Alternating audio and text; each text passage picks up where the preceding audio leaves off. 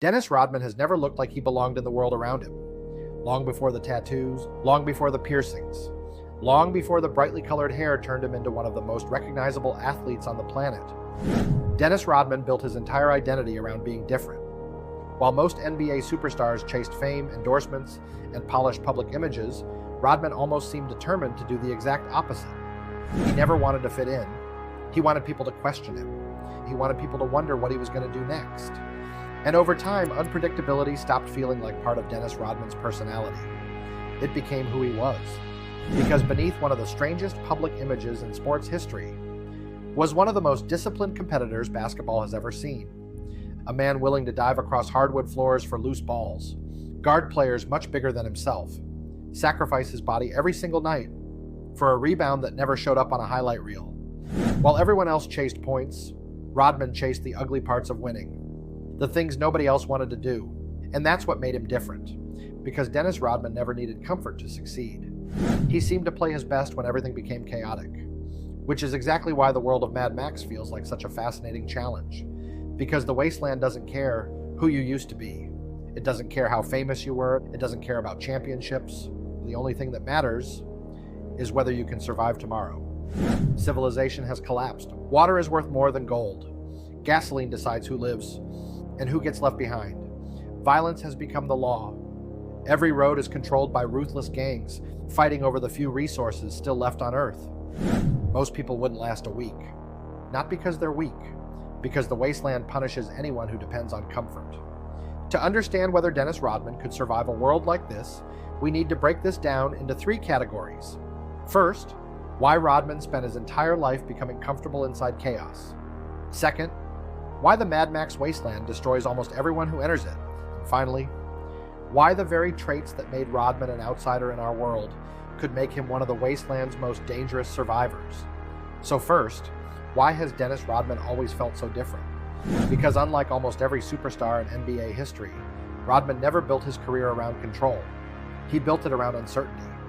Most players wanted routines, predictability, consistency. Rodman embraced the opposite. Every game became physical. Every possession became a fight. And while fans saw chaos, Rodman saw opportunity. That's what made him arguably the greatest rebounder basketball has ever seen. Every missed shot creates disorder. The ball can bounce anywhere. Players panic, bodies collide. Everyone guesses. Rodman didn't. He studied angles, spin, body positioning. He found patterns hidden inside chaos that almost nobody else could see. Eventually, the most unpredictable moments on the court became the moments he controlled best. But Rodman wasn't just mastering rebounds. He was mastering disorder itself. Every time a play broke down, most players reacted. Rodman anticipated. He understood that the biggest advantages in sports rarely come from the play everyone expects. They come from what happens after everything goes wrong.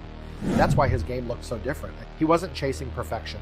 He was preparing for imperfection, for bad bounces, broken plays, missed rotations, moments where everyone else stopped thinking and simply reacted. Rodman stayed patient, and over time, those chaotic moments slowly became his greatest weapon. Because eventually, chaos stopped feeling random. It started feeling familiar. And when something feels familiar, it stops being frightening. That's an incredibly rare mindset. Because most people perform their best when everything goes according to plan. Dennis Rodman seemed to perform better when there wasn't a plan at all. The louder the game became, the more physical it became, the more unpredictable every possession became, the more comfortable Rodman looked. And if there's one thing the Mad Max Wasteland guarantees, it's that nothing ever goes according to plan. The problem is, being comfortable inside chaos doesn't automatically mean you'll survive the Wasteland. Because eventually, everyone gets hungry, everyone gets thirsty, everyone gets hunted, and that's where the Mad Max world becomes truly terrifying. Because there is no rescue coming. No government, no police, no safe place waiting over the next hill. This isn't a disaster people are trying to escape. Every morning begins exactly the same. Find water, find fuel, stay alive, and if you fail, you don't get another chance tomorrow, because tomorrow might never come. There are no grocery stores to restock, no hospitals waiting to save you, no police to call, no one is coming to solve your problems. Every decision becomes permanent. Over time, that changes people, not just physically, psychologically. Hope slowly disappears, trust becomes dangerous, and survival slowly replaces morality. People stop asking what's right They start asking what's necessary, and that's what makes the Wasteland so terrifying. It doesn't just force people to survive, it forces them to become someone completely different. It's the new reality. Every decision has consequences. That's why the Wasteland doesn't just test your body, it tests your mind. Fear makes people impatient. Greed makes people careless. Panic makes people predictable. And predictable people rarely survive for very long. Which brings us back to Dennis Rodman. Because throughout his career, Rodman proved he never needed comfort to perform. He didn't need to score 30 points. He didn't need to be the face of the team. His purpose was simple: do whatever it takes to win.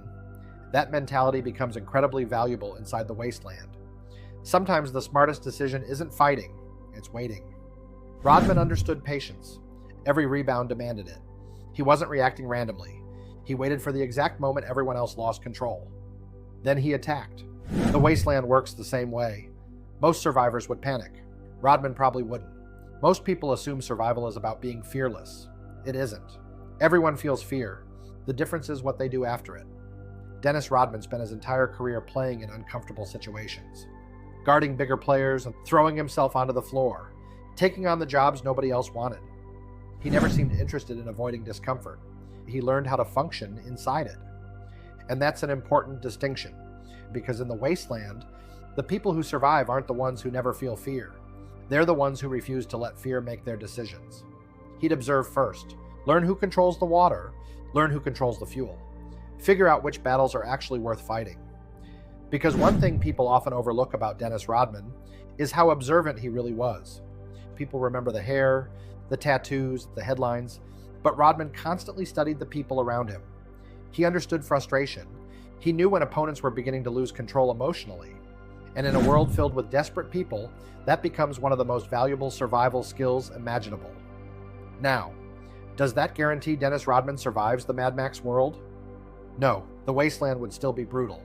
But when you combine a world that rewards adaptability, patience, and unpredictability with someone who spent his entire life thriving inside chaos, you stop looking at Dennis Rodman like a basketball player and start looking at him like someone who may have been preparing for the Wasteland his entire life.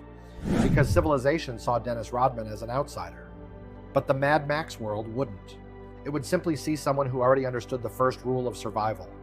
The people who adapt outlive everyone else.